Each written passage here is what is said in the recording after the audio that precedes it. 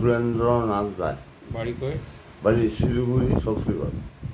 ঠিক আছে। কী কাজ করো তুমি? আমি সার্ভিস করতাম চেয়ারম্যান। ঠিক আছে। কী খাওয়া দাওয়া করো? খাওয়া দাওয়া ডাল ভাত সবজি। তোমার ওয়াইফের নাম বলো। শান্তি রায়। ছেলে কটা? ছেলে দুই ছেলে। নাম বলো। দিবেন্দু রায় আর পরদিন রায়। মেয়ে কটা? মেয়ে একজন। নাম বলো। বনমালী রায়। যদি জলের দরকার হবে কীভাবে বলবে?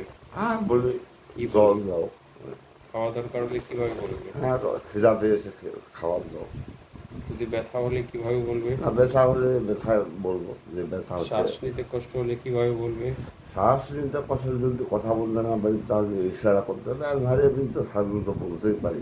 বলি। স্পষ্ট করে হ্যাঁ যে তাড়াতাড়ি বললে তোমার শব্দটা ভালো হচ্ছে না। হ্যাঁ একটা একটা জিনিস বললে শব্দটা পরিষ্কার হচ্ছে। তো এরকম করে প্র্যাকটিস করো, বুঝলে?